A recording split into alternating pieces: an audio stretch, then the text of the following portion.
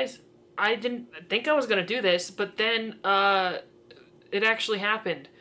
And so now I desperately feel the need to actually talk about Five Sauce more. Who would have thought? So that predictions video came out.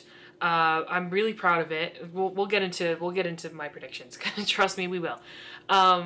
And I stayed up kind of late, making that video, editing it, making the thumbnail, uploading it. And then I set an alarm for 9 a.m. because that's when the song was releasing here in my time. And I completely missed it. I woke up like way later than 9 in the morning, which is really embarrassing. But hey, I was up late working on the video. So, whatever. First thing I do when I wake up, like I haven't even gotten the crust out of my eyes. I'm like, new single, out now, gotta listen. My friends had messaged me saying, it's out, oh my gosh, I'm at work, so I can't listen to it, but I'll listen to it when I get on break. And so I was the first to listen to it out of the people I was chatting with. And it's good. It's good. Okay, so Five Sauce, their single dropped at the time of me recording this today, exactly around like 13 hours ago. The song is called Not Okay. And this is so unprecedented for Five Sauce, and I'm loving it, okay? Like, I'm very happy that we're getting this, but we got an album title, we got the album art, we got a track list, we got pre-orders, like, y'all, this has never happened before, okay? Well, to a certain degree. In the Five Sauce world, the release has never been like this. We've never, like, gotten so much from the lead single, you know what I mean?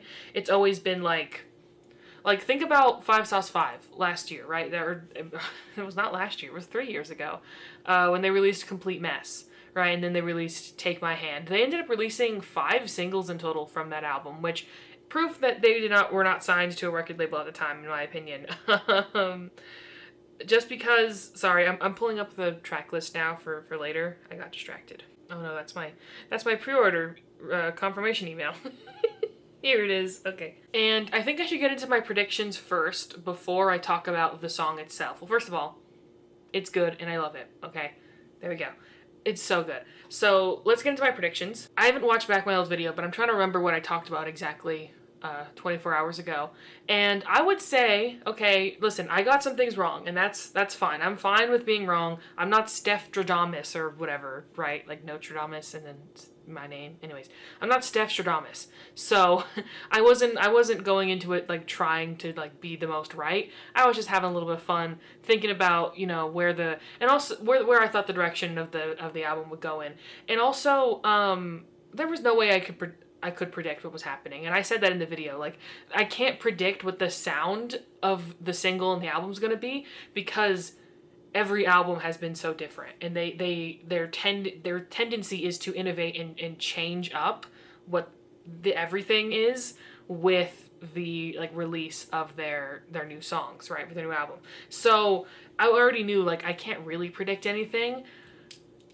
But what I did predict, I would say I got like 50-50 right. Okay, so first thing I got right, and I'm so proud of myself for getting right. I said it was going to give pop cunt.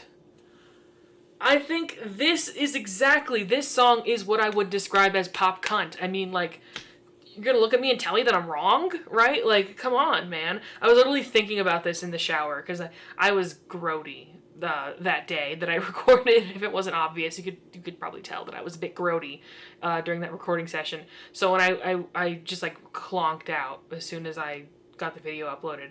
And so when I woke up, I listened to the song multiple times, and then I showered. And in the shower, I was thinking about like, yeah, like, you're gonna look at me and tell me that I'm wrong? I predicted that shit. That's some pop cunt right there. And see, I knew that they were gonna do something. I always said that the lead single is very bombastic. Well, not always. Like with Five Sauce 5 and other, I would argue Five Sauce 5 is probably the only one, actually.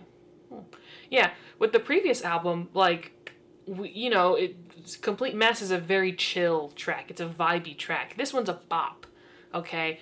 And remember how I said, oh, I think we're going to get, they're going to be running the same playbook almost, essentially, as, like, Sounds Good, Feels Good.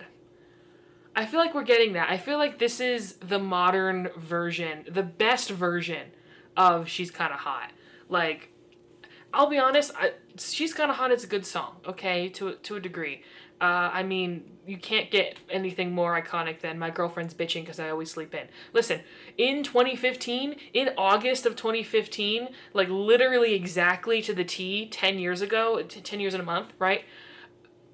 I can't explain how gagged everyone, including myself, especially myself, was by that song releasing. Okay, it was a big deal. Like, I would argue we're on the same level of gaggitude with this song as we were with She's Kinda Hot, right? So I'm saying this because I'm seeing the pattern.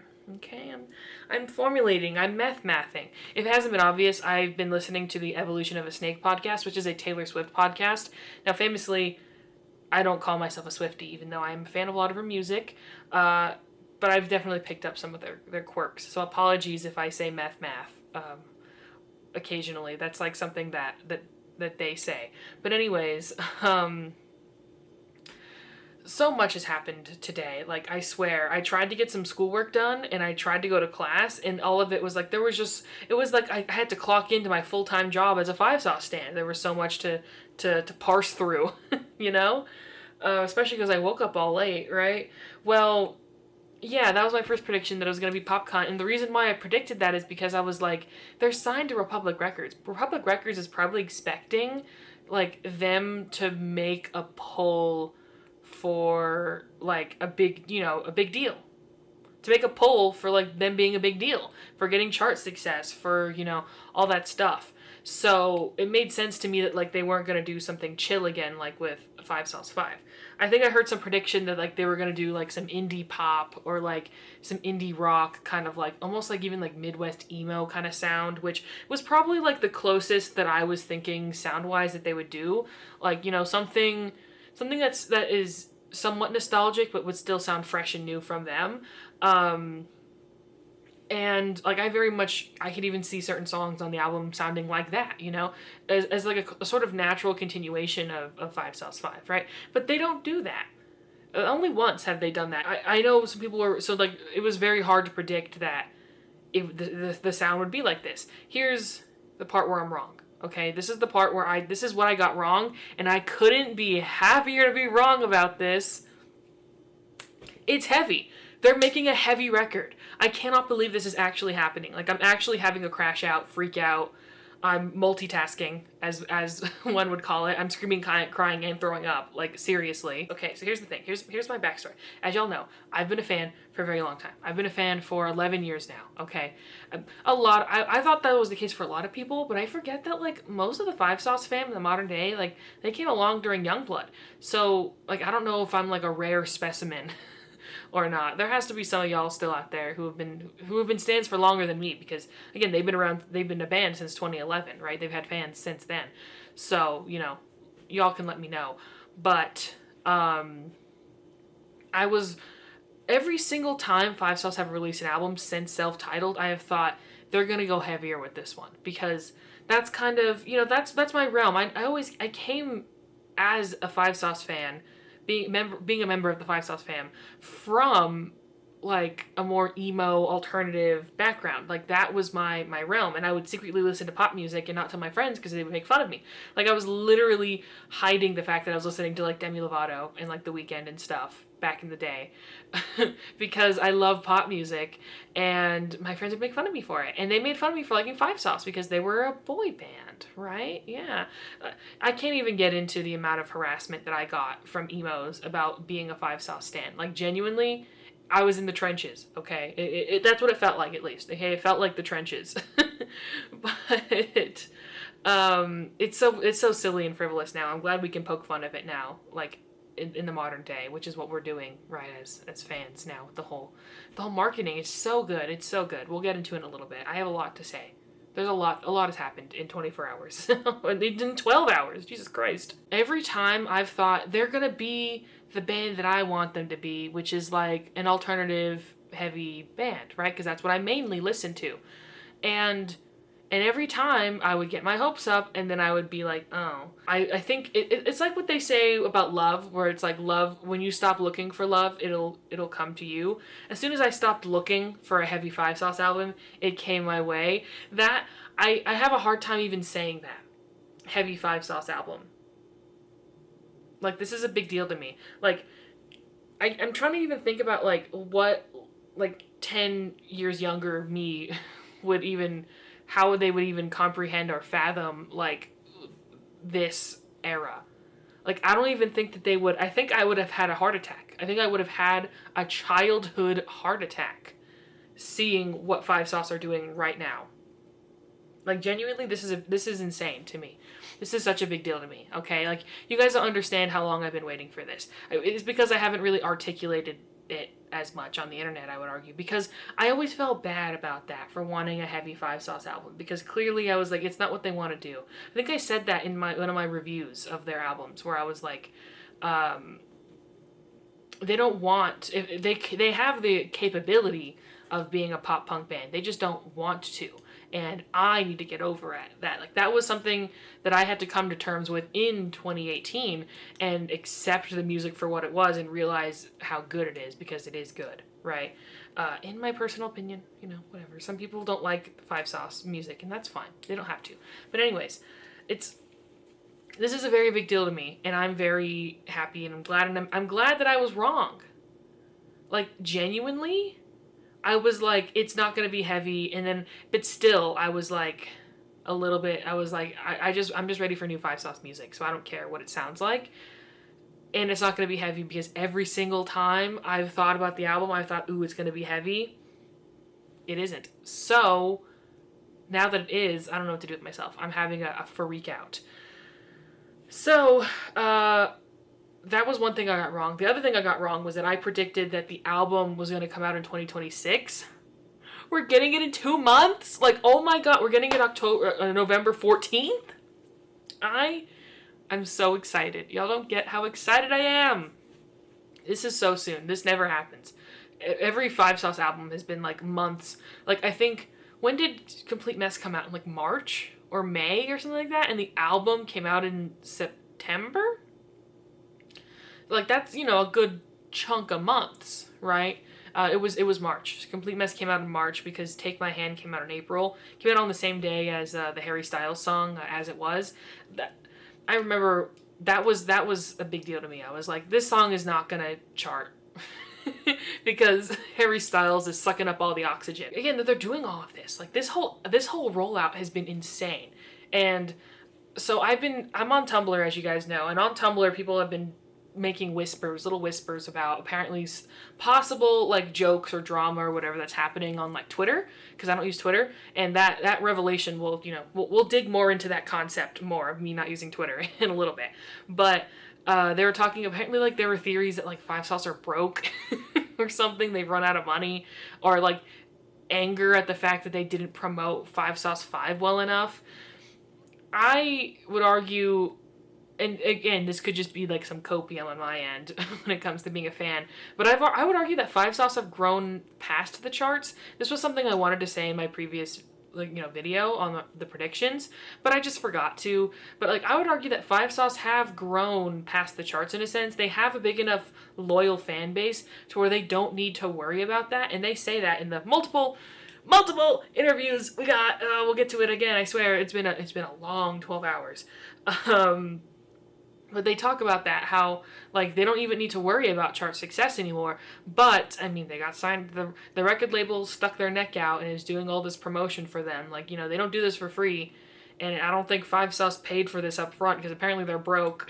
So, you know, it's like, yeah, it's like this is gonna, they're wanting to get some crossover appeal with this. Which, again, Steph Stradamus over here, I don't know how possible that is. I don't know if that is going to happen. Again, I don't really care, because Five Sauce, they're going to go multi-times platinum. They're going to go diamond in my household, okay? So it doesn't matter how successful they are everywhere else to me. And the fans are eating it up, so that's all that really matters. But yeah, I wonder if this is going to chart, or if it's going to be like a TikTok sensation or whatever, right? Because for songs to chart these days, they have to be like trends on TikTok, right? I don't know. I know nothing about TikTok, and that'll come to bite me in the ass as I move on throughout the story. But right now, we're just talking about the single and my predictions. It's a pretty big deal that they're releasing the album so soon, and we have so much information about it. So let's get into that. Okay, my phone is working. Yay! Again, I'll get into problems. I had problems with my phone earlier. Five Sauce almost broke my phone. There's some hints for you. Okay, so the funny thing is that I signed up for the email list from yourfavoriteboyband.com on like my professional email, like my business inquiries email, because I was like, well, I'm gonna need the screenshots and I want them to be in a clean place, because my personal email is just like a hell filth of just like spam ads and junk. So like I knew it would get lost in the mix if I for like future screenshotting or whatever. So I used like my more business side email for it. But then what's funny is that on my personal email I also got one. Like I forgot that I was already on like the 5sauce email list. So it's like a good thing that I don't know, because it's just funny, because like if I would have tried to use my personal email, which is what my initial instinct was when like signing up at yourfavoriteboyband.com like 4 days ago already, it wouldn't have mattered because I would have already been on the email list. So that's so funny that I've been getting the emails that like, already. So they got the announcement of the track list and the pre-order. I pre-ordered it. Yep, I already pre-ordered the CD, and I pre-ordered the limited edition pink vinyl. Listen, I don't even collect vinyl. I have a record player, but it's not like a good one. It's a very low quality record player that someone just gave to me as a gift, which was very kind of them to do. But it was like a $40 record player they bought like online or something. It was probably even Amazon, and I was gifted it. And I have like 3 vinyl, and one of them is like a Patsy Cline like best of compilation, Like I don't really collect vinyl, but I got. This is the problem with me and 5sauce, is that I disregard any better judgment and I dump all my money on them. 5sauce has gotten so much money from me, specifically like Michael too, because I bought the Veeps thing, and then I bought a t-shirt from Michael Clifford's store, and I bought the CD from Hopeless Records, and then now I bought the CD and the vinyl from 5sauce. Like they're just leeching my money away, and I'm fine with it. I'm saying keep doing it, keep giving me more stuff. I'm ready for the this era merch release. I'm ready for it. Okay, let's talk about what was revealed to us right when the email dropped. Okay, so the name of the album. The name of the album is Everyone's a Star. Good. I think this is such a distinct and cool like concept and visual sort of identity, and it is so like tongue-in-cheek and a bit like ironic and quirked up. They're definitely going for that boy band 2000s energy, with like the photos and the marketing and everything, but then they're adding such an edge and like a twist to it. Like they all have glitter and dark eyeliner on, like dark eyeshadow and glitter, and their hairstyles.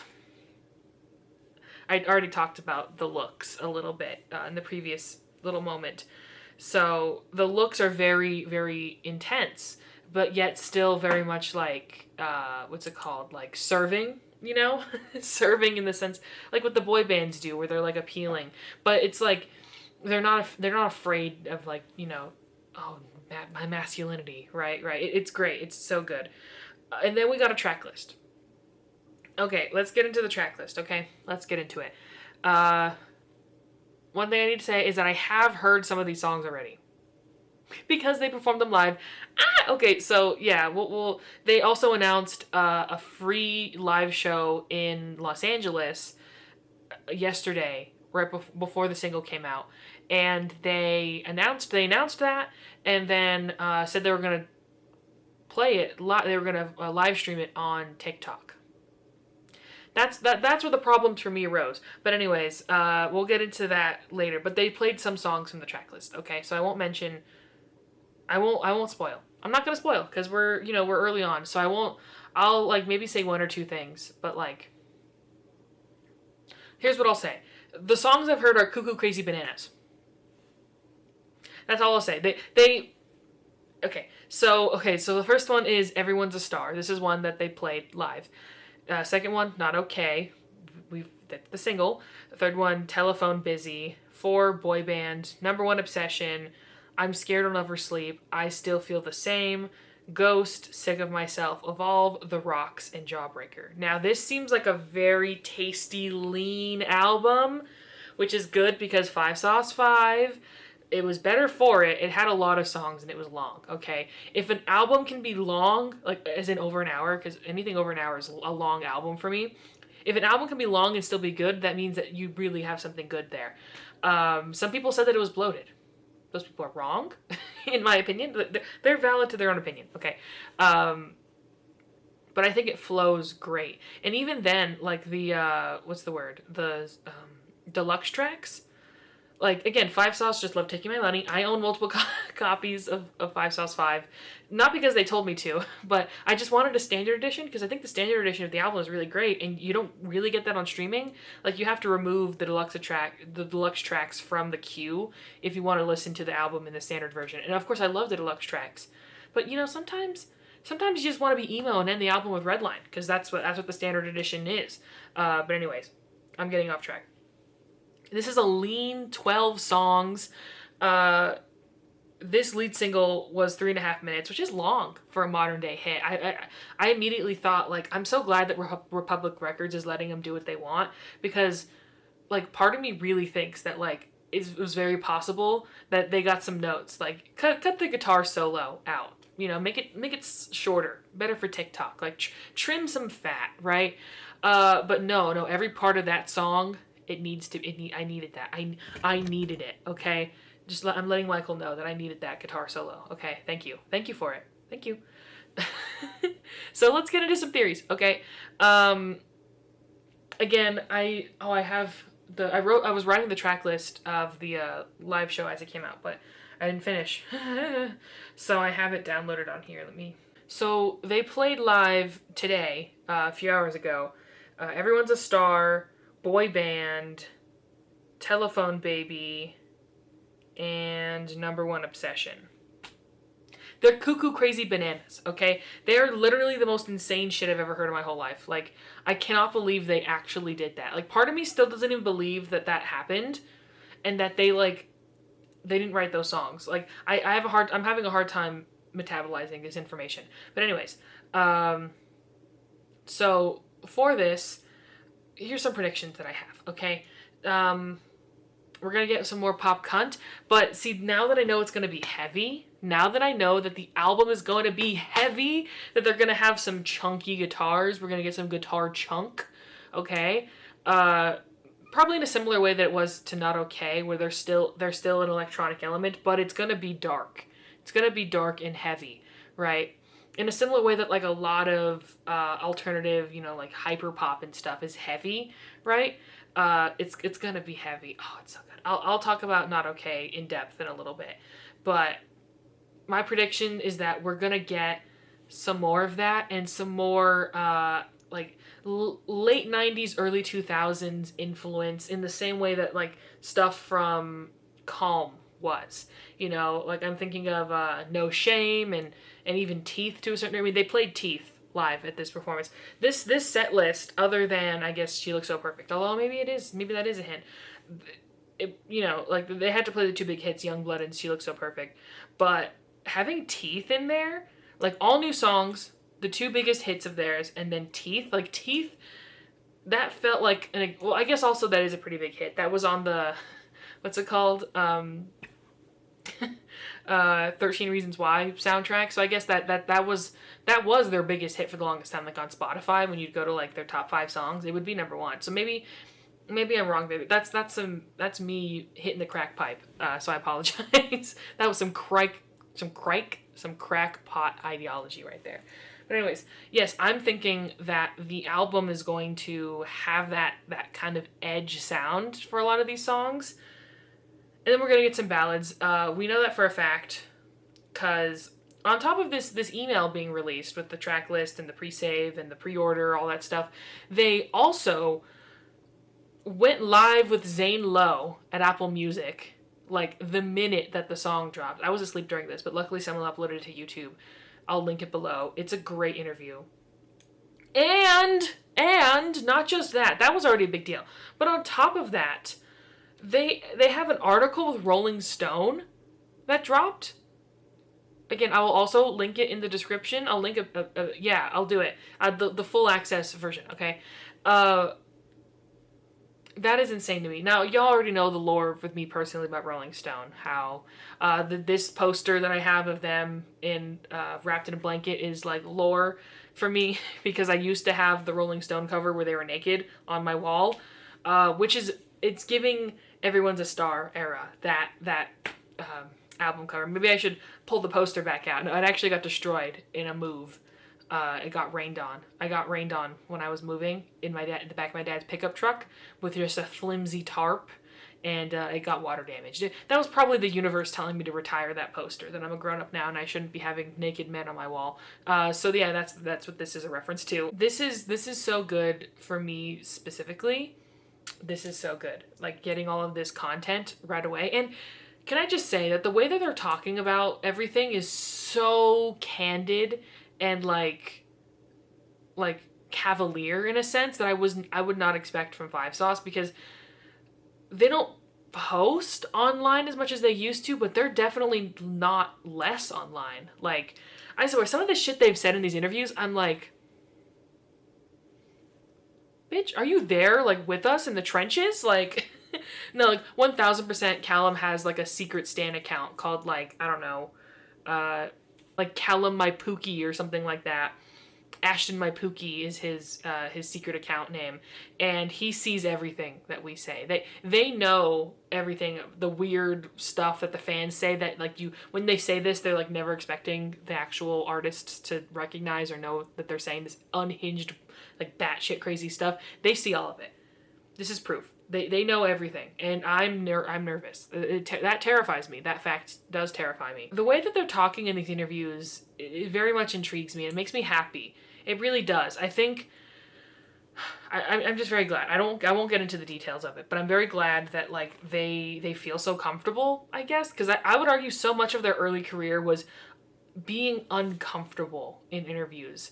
And like, I mean, one of the famous things they slammed in their original front cover Rolling Stone article interview was how they hated the questions they were being asked, because they were being asked dog shit questions, you know, to be fair.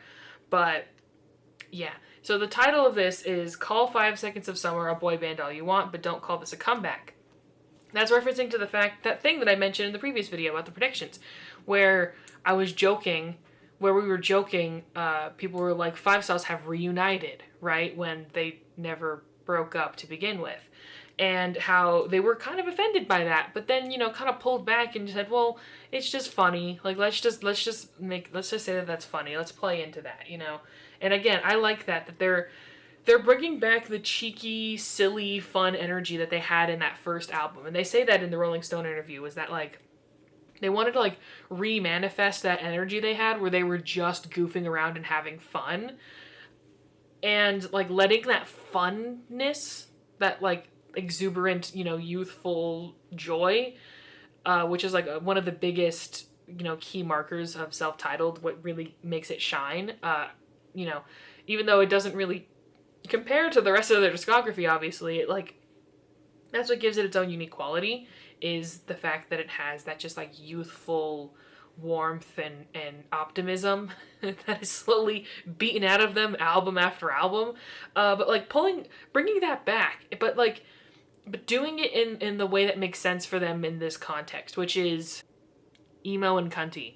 I said what I said. What can I say? It's emo and it's cunty. So, and then with the Zane Lowe interview, I've never felt more vindicated in my entire life. Okay, I don't know if people who are watching this, which isn't many, listen, this is career suicide, but I don't care. I want to talk about Five Sauce, I'm talking about Five Sauce.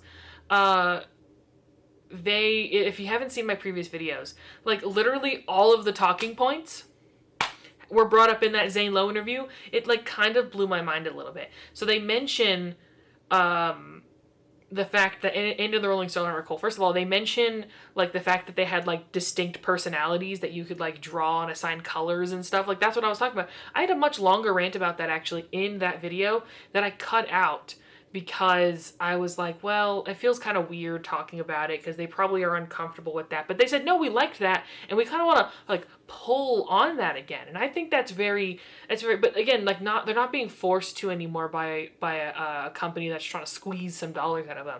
They're doing it in reference and saying how silly and funny was that. And I think that's so cool and good. It's so cool.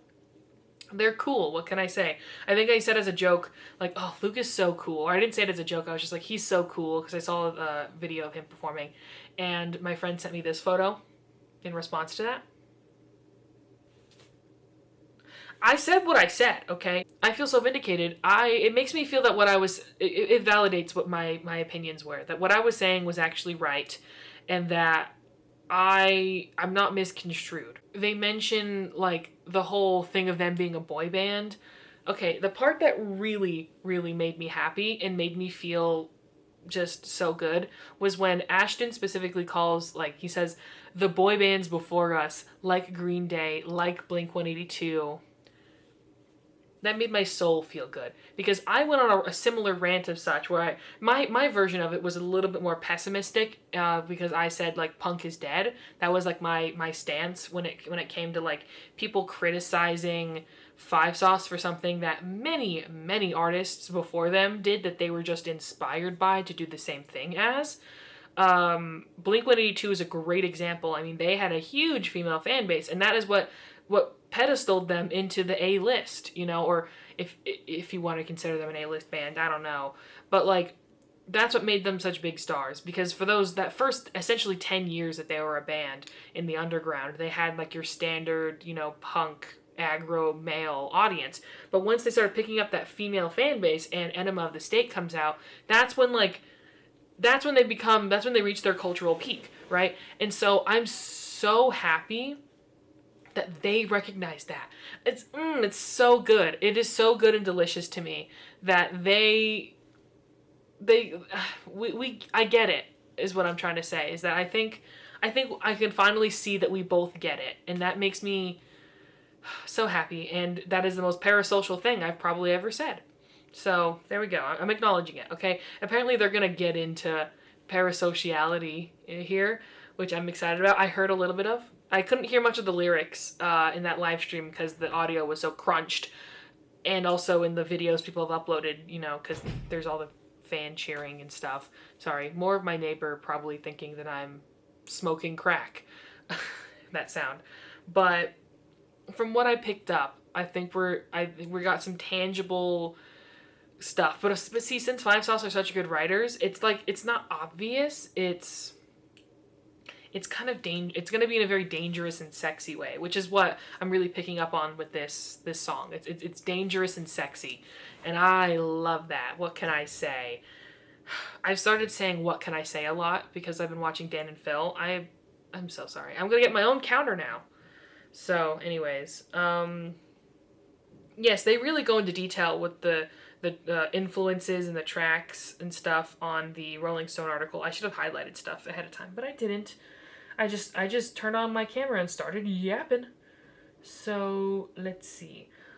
First of all, I want to talk about how they spoke about the visuals. So I think it was Michael who says, yes, it was Michael who said, let's make it look fucking ridiculous.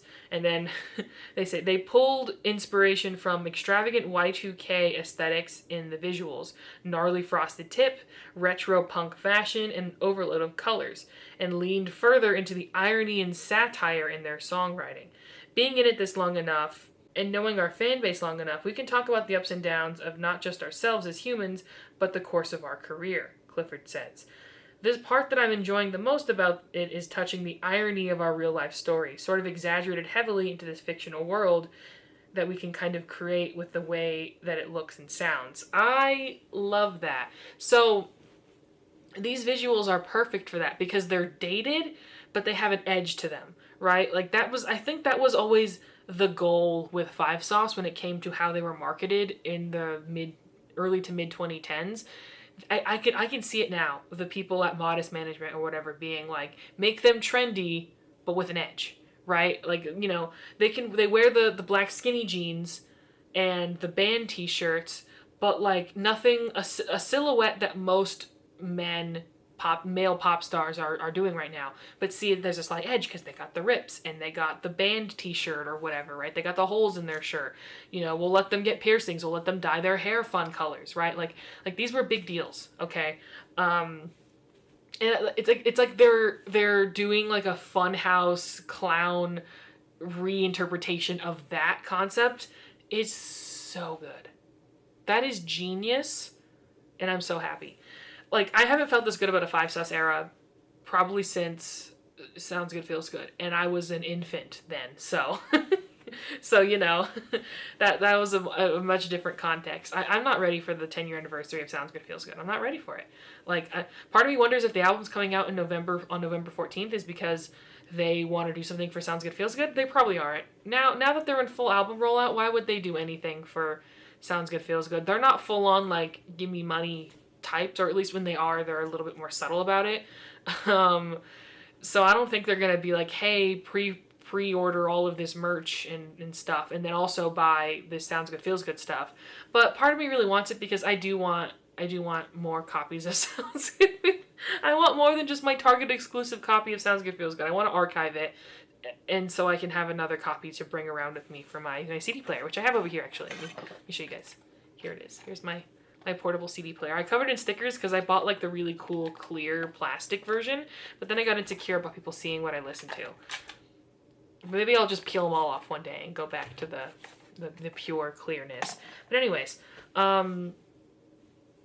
yes, so they talk about that in the visuals, and then they talk about some of their influences, which makes me want to lose my mind. So first they mentioned electronic influences like Fatboy Slim, which is one that that piqued my interest. In the Zane Lowe interview, Callum said it's going to be punk, it's going to be drum and bass, it's going to be rock and roll.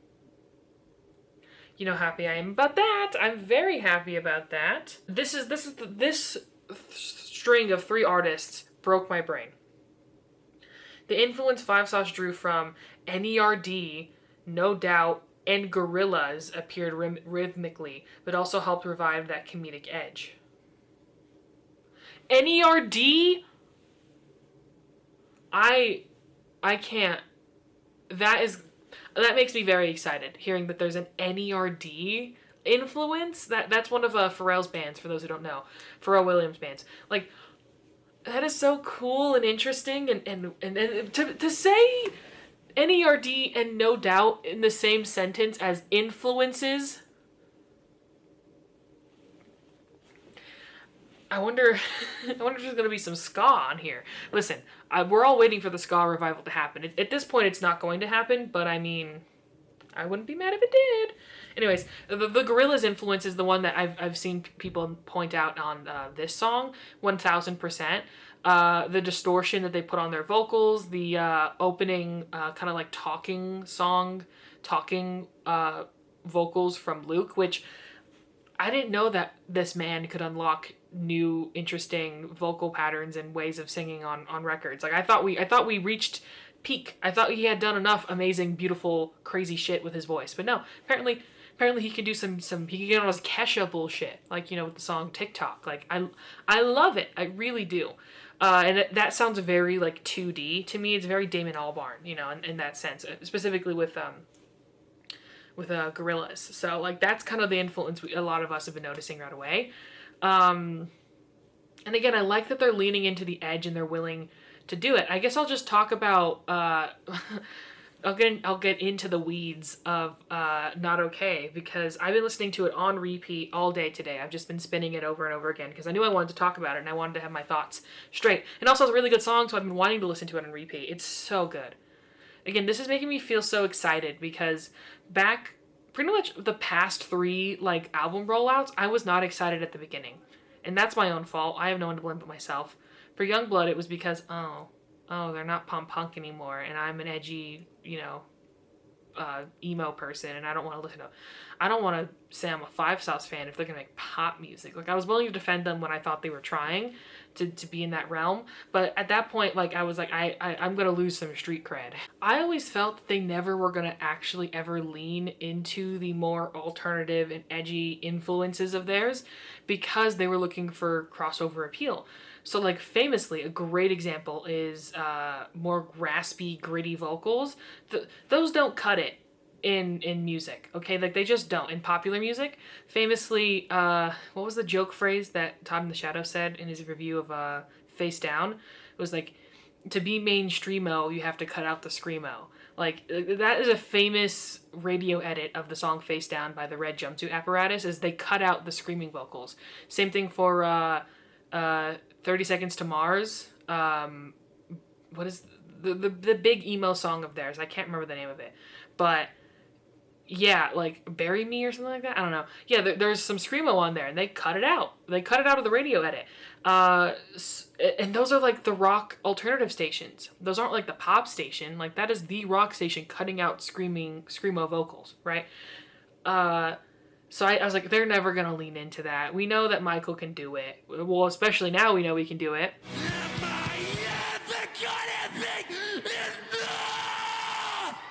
I'm always gonna highlight that that moment because it has fundamentally altered my brain. Okay, so I have to shout it out every time. I have to talk about it every time. But we know that they want to do that. They have the impulse to do that all the way back in 2014 with Wrapped Around Your Finger, right? So like, we know that they have that impulse and they want to have some more raspier, like, you know, harsher vocals. But I always thought they were never going to do it because, again, they got to make it on the radio. But they did it here. They did it. It sounded so good.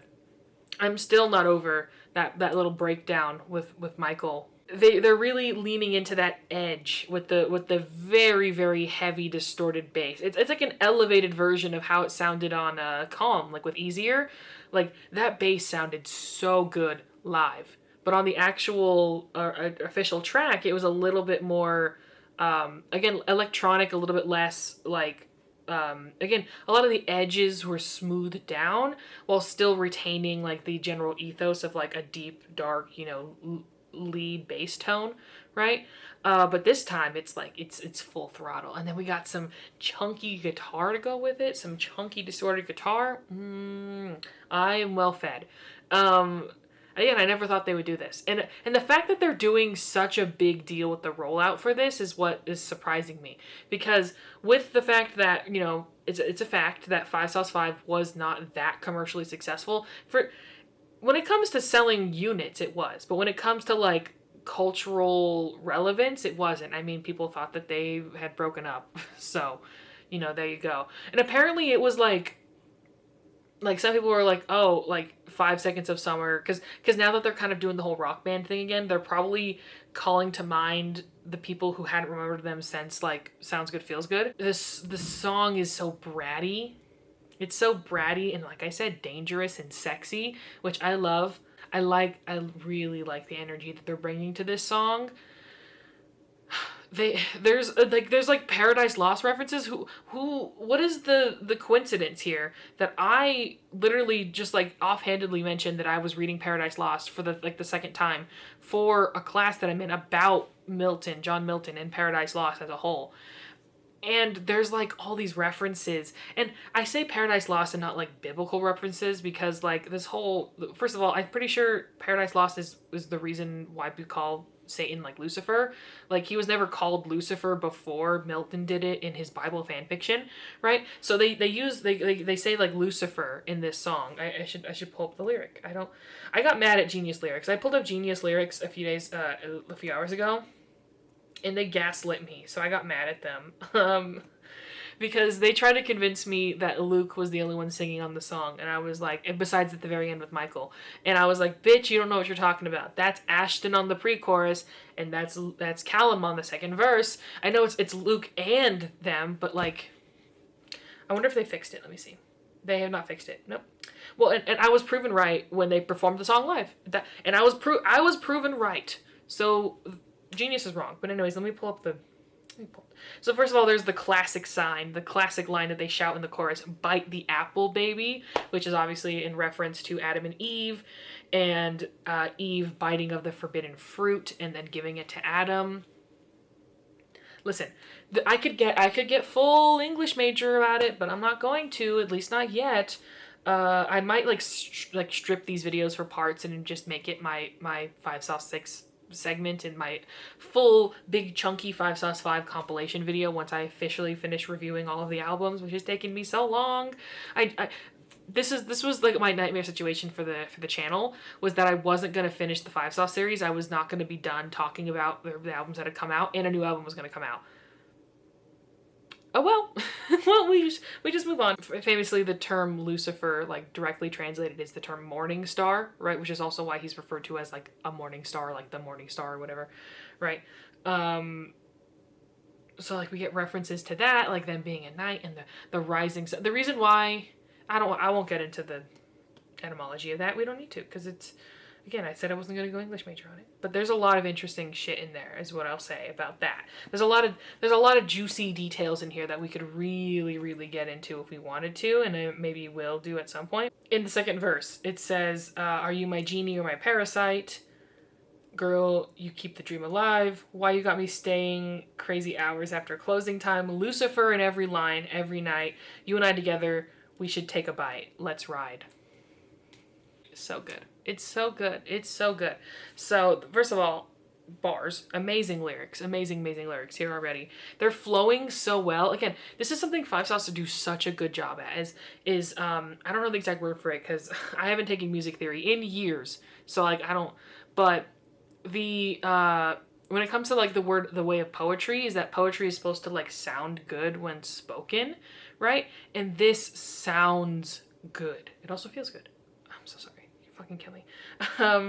It, like, the lyrics, the sound of the vowels in the way that they're like talk sang, it scratches a specific part of your brain that is good, and it takes like knowledge on understanding of the English language to be able to do so. It's not really something even I can do. Like, I'm not a poet, even though I'm an English major. Like, no, I'm more of like a literature analysis person. You know, I'm not, I couldn't do this.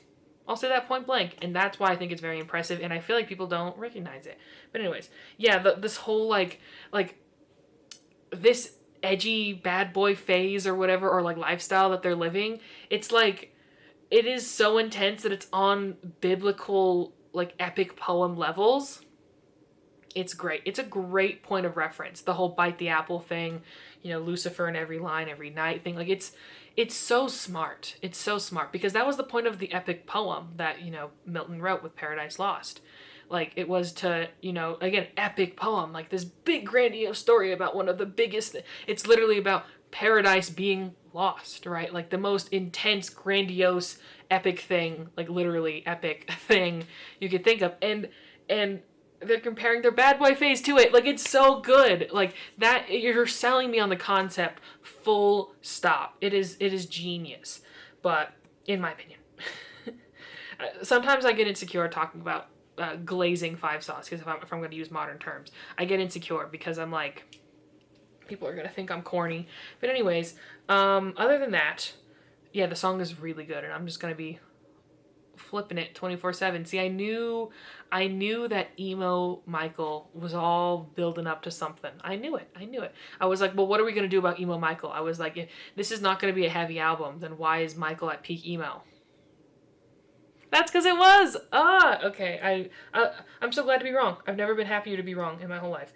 So anyways, yes. Okay. So after all this, I try to get some schoolwork done. I have a crash out, and then first crash out of the day, and then the live show happens. So I don't have TikTok, famously, but I installed TikTok on my phone. Oh, have you guys seen my phone, by the way?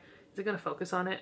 Look at that. I made it myself. It's Michael Clifford. I have multiple Michael Clifford photo cards that my friend Shy made me. Again, Shy is a real one. At this point, Shy is my research assistant, because they got me a bunch of stuff for this video. But anyways, I download TikTok onto my phone for the first time, and so I have a budget phone because I don't really use this thing that often. Like, famously, I don't have any social media on here. I just use it to call my dad, and nowadays apparently to check my email to get Five Sauce information, but that's about it, right? So when I download TikTok, this thing crashes 5 times just trying to get onto their account. Like just trying to get onto the Five Sauce page where they were doing the live stream, it crashed probably like 3 times, but it crashed multiple times just trying to do that. And I was like, okay, great. That was a bad omen. I should have known. I should have just given up. But I really wanted to see this live stream. Okay. I desperately wanted to see this live stream. So then, of course, they have like the chat what is it called, like notifications and stuff on, so like people are donating all this money and a bunch of shit is on the screen, you can barely see them, the camera's in the ass crack of the fucking set, you know. It's so far away, they look like 2 pixels, right? They show up in a limo, it doesn't show up on the live stream, I find about it afterwards. They came in a stretch and then climbed on top of the limo and like posed. Again, pop cunt, I love it. That's gonna be 5 Sauce, pop cunt, that should have been the name of the album. Pop cunt. Callum said that too. He said cunty on the on Twitter apparently. That's so funny to me. Cunty. God, I love Callum. Anyways, they perform the lead single, obviously. They perform Teeth. They're halfway through their first song, their first like secret, you know, brand new song that they're playing, which was Everyone's a Star. So, you know, like the title track, right? And my phone crashes. It like freezes, it stops playing, it just completely freezes. And I'm trying to get it to work. I'm like smacking the screen like an idiot. I'm like doing this. I'm going like I'm doing that like I'm an 80-year-old man. Because I basically have the technology understanding of like an 80-year-old man, right? And I get emotional because this is 5 Sauce we're talking about. And I've described already, I'm an extremely irrational person when it comes to 5 Sauce. So I get very mad and I chuck my phone. Okay, I have a gamer moment. And I throw my fucking phone to the ground. I had a pile of laundry that I had just folded that I had not put away yet. So I threw it like at the laundry. So it didn't hit the ground. It didn't hit my floor. It hit like a pile of denim. And it stops working entirely. Like it literally just like shut it. Like the screen fully stops working. Like literally I touch it and nothing happens on the screen. And I fully thought that I broke my phone. I genuinely thought that like I broke the screen somehow by throwing it in a pile of denim because like it just wasn't working. And I had a panic attack because I was like I can't have a broken phone. So I got it to work again though, so I'm fine. But I missed half the live stream. I missed the show, and that was what really upset me. I think I'd messaged my friends on Discord on my phone because I couldn't text them or anything because, you know, my phone was broken. And I was like, okay, I'm really upset about my phone being broken, but what I care more about is the fact that I'm missing this fucking live show and they're playing new songs. So yeah, that was what really upset me more than anything else. I will only talk for a little bit further because I'm tired and my camera's dying. So luckily, because of my apparent research assistant, Shy, friend of the podcast, she found a bunch of clips uploaded to Twitter of all of the a bunch of recordings that people were taking at the live show. So I got to kind of piece together what I missed, luckily. But I was really upset that I missed it. It's okay though. You know, we persevere, we survive. Yeah, and it actually did cause me to actually search Twitter and kind of, you know, look on there. I haven't used Twitter in years. So yeah, I kind of, you know, I did a little bit of scrolling. I did a little on my computer. I don't have the app on my phone. I did a little bit of, you know, looking around, seeing what people were talking about, what people were posting. And yeah, like I wanted to record immediately after the live stream. Part of me was like, while I was waiting for the live stream to happen, while I was doing some schoolwork, I was like, what if I just record now? But no, I'm really glad I waited because now that I've heard some of the songs, which are all cuckoo crazy bananas, like genuinely. So now that I've heard some of the album, it really, really speaks to me that Not Okay is a great lead single. Okay, here's the thing. I think, I don't want to outright call it an I'm Back Bitch single, because it kind of is about something, but like, it kind of isn't. Like, what is the point of this song? It's Britney bitch, right? Like that's kind of what this is about, right? It's just about how cool and edgy and awesome they are, you know, like it very much could be like a I'm Back Bitch single. I mean, the famous one is Bad by Michael Jackson, right? Like isn't that literally what this is? Like, look at me, I'm a bad boy, you know? Like I said, I love that because I'm thinking about some of the lyrics, the chorus, you know, I'm not okay, I like the darker side of me, that part of me comes out to play when I'm with you, bite the apple, right? Like it's an I'm Back Bitch single, and I couldn't be happier about that. I think again Todd in the Shadows coined that term when talking about Taylor Swift, I'm pretty sure, with Me specifically. I mean the song's literally called Me, right? So, but the best comparable example I think is, what's the Gimme More by Britney Spears. There's my comparison point. This is the most It's Britney bitch kind of single I've ever heard from them. And I think what's fascinating about this is that they finally got it, in a sense. Like, part of me for so many years thought, like, they really want to try and meld the two worlds of like, popular electronic music that, because that's what's popular, so that's what they want to appeal to because, they want to be successful, and rock music, which is what they've always really, like, secretly wanted to make, right? I say that, I put air quotes around that because, not really, like, I understand, it's more complex than that, obviously, but I'm trying to make my point, so, but, I think they were successfully able to. I mean, the bounce and the groove that this has, it feels very drum and bass to me in a way, but it's all, like, but it's with, like, real drums, which, again, is one of the most beautiful things about this single, is that, like, they finally utilized, with the lead single, they finally utilized the fact that they have a fucking amazing drummer. Like, I can't think of a lead single of theirs where, like, they really highlighted that fact, I guess, like, again, some of the deep cuts off of, Self-Titled and Sounds Good, Feels Good for sure, and then when they start bringing in the electronic elements, it's like, on the official studio version, Ashton's over there making a sandwich. That was always my biggest problem with the singles, and what I said kind of offhandedly, like, oh, I've been disappointed with every Five Sauce album rollout when it was happening, and that's partially an over-exaggeration, but it is kind of true that, like, I only really grew to love every Five Sauce album in retrospect as time went on. Even my favorite album, second favorite album of theirs, Sounds Good, Feels Good, like, well, because famously I heard it was the first time I ever used Spotify in my entire life, and I had to listen to it on shuffle with ads, and I only heard maybe like half of it, so, that's its own thing, right? I didn't really get the best album listening experience. Every time since then, what I've done is when the album drops, I sit down on my floor with my headphones, and I grab a notepad, and I just listen to the album and I write, or I'll write it on my phone, like, I'll type it, That's what I've done for every single Five Sauce album since Sounds Good, Feels Good, because that's what I did for Sounds Good, Feels Good, right? So, I just think it's really cool that they were able to really, like make it work. Like, it's genius now that I think about it. Like, do drum and bass, but with an actual, like, live drum and live bass. Like, why did I never think of that? I don't know. That could be, like, the origin of the genre, too, and I could just be, like, a fucking idiot.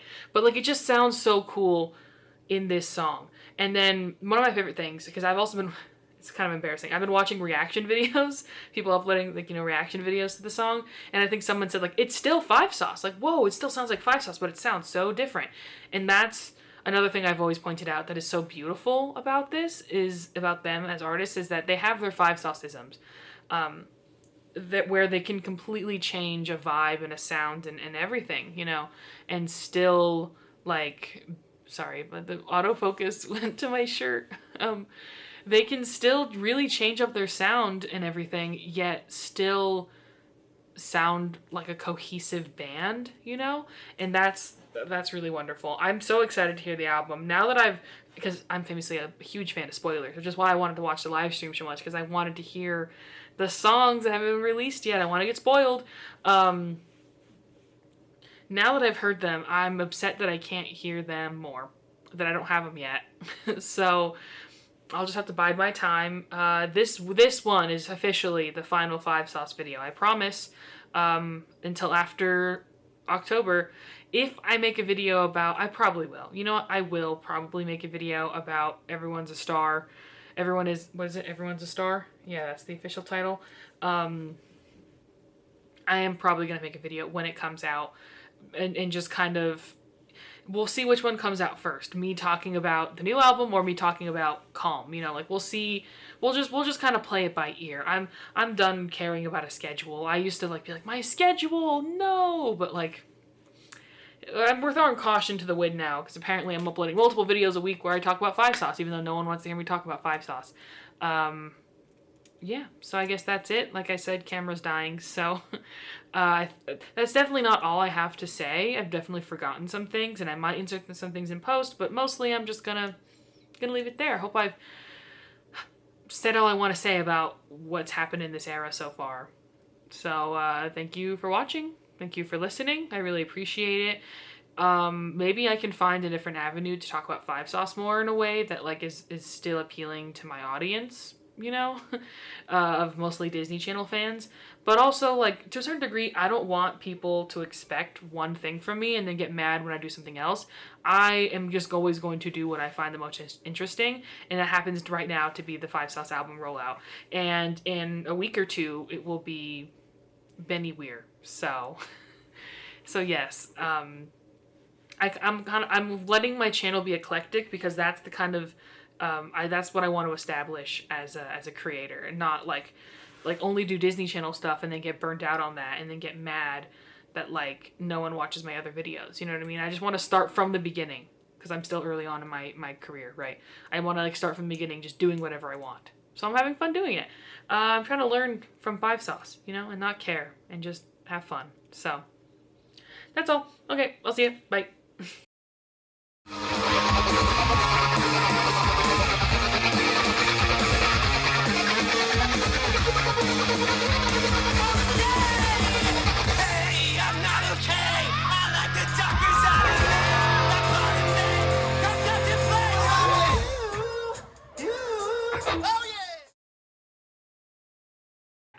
I needed it, okay?